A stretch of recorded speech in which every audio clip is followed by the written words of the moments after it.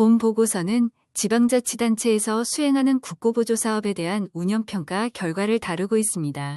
지자체 국고보조사업은 중앙정부로부터 재정적 지원을 받아 지방자치단체에서 시행하는 것으로 사업 운영의 효과성, 효율성 등에 대한 평가 결과를 바탕으로 향후 사업 개선 방안을 모색해 보았습니다.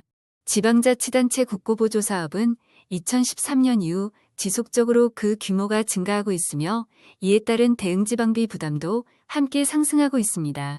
2025년 기준 지방자치단체 국고보조사업 총 예산은 121.2조 원에 달하며 지방자치단체가 부담하는 대응지방비는 36조 원에 이릅니다. 2026년 지방자치단체 국고보조사업 예산안은 150조 원으로 전년 대비 약 24% 증가했고 대응지방비 역시 45.1조 원으로 추계되고 있습니다. 이와 같이 지방자치단체 국고보조사업의 증가에 따라 지방자치단체가 부담해야 하는 대응지방비도 동반 상승하면서 지방자치단체의 재정부담이 오히려 가중되고 있는 형편입니다.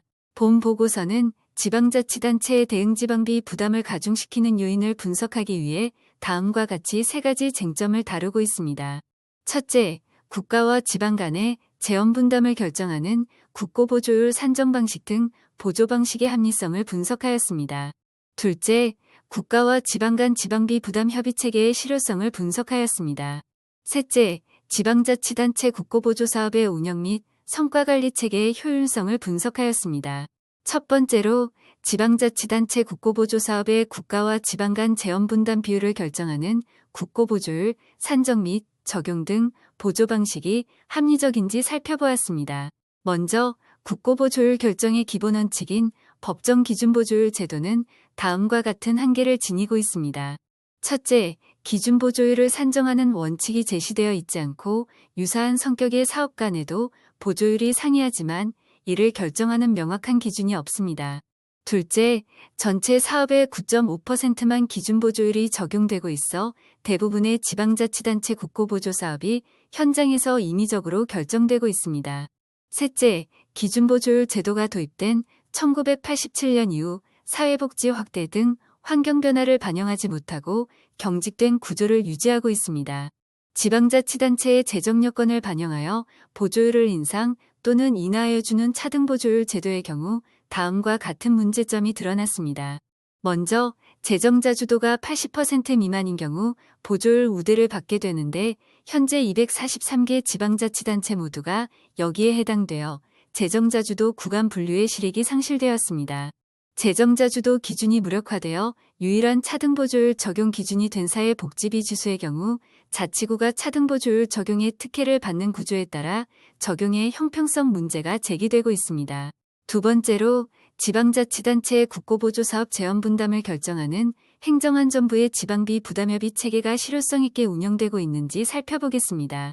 행정안전부는 매년 5월과 6월 사이에 지방자치단체 국고보조 사업의 지방비 부담 비율이 적정한지를 소관부처와 협의하여 결정하는 지방비 부담 협의 절차를 운영하고 있습니다. 그런데 매년 협의 대상 사업의 수가 2,000개를 넘고 있는 반면 실무 인력은 3명에 불과하고 협의 기간이 1개월 내외로 짧아 형식적으로 운영되고 있는 것으로 나타났습니다. 또한 지방비 부담 협의 시 참고자료로 활용되는 지방재정영향평가 보고서가 전체 대상 사업 중 약 7.4%만 제공되고 있어 매우 제한적으로 활용되고 있습니다.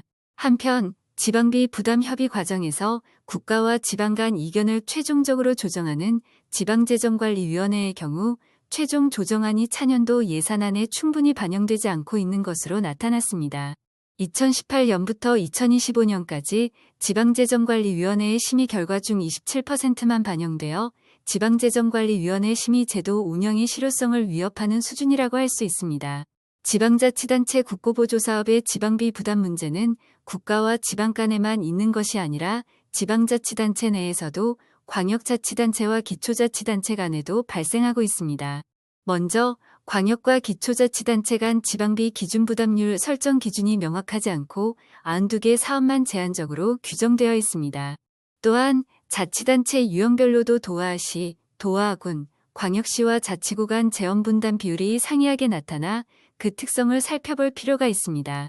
최근에는 광주광역시, 경기도, 서울특별시 등에서 복지의 삶 분담을 둘러싼 갈등 사례가 표출되어 언론에 보도되고 있습니다. 마지막으로 지방자치단체의 국고보조 사업 운영과 성과관리의 효율성에 대해 살펴보겠습니다. 지방자치단체 국고보조 사업은 2023년 결산 기준으로 2월액 5조 7,977억 원, 불용액 2조 6,587억 원으로 집행률은 90.2%에 그쳤습니다. 특히 국고보조 사업 규모 상위 5개 부처 중 복지부를 제외한 4개 부처의 집행률이 저조하여 문제가 되고 있습니다.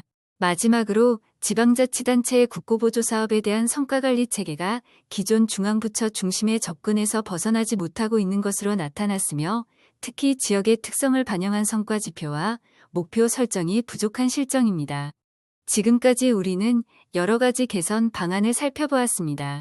이를 종합해보면 다음과 같습니다. 첫째, 기준보조율 제도 개선의 핵심은 탄력적이고 포괄적인 산정 원칙을 마련하여 적용 범위를 확대하는 것입니다. 둘째, 차등보조율 제도를 현실화하기 위해 재정자주도 구간을 재설정하고 형평성을 제고할 필요가 있습니다. 셋째, 지방비 부담 협의 체계를 실효성 있게 강화하려면 협의 과정을 내실화하고 지방재정 영향평가를 체계화해야 합니다. 넷째, 성과관리 체계 구축을 위해 지역 특성을 반영한 별도의 평가 체계를 마련해야 합니다. 이상 지방자치단체 국고보조 사업 운영 평가의 내용을 요약했습니다. 청취해 주셔서 감사드립니다.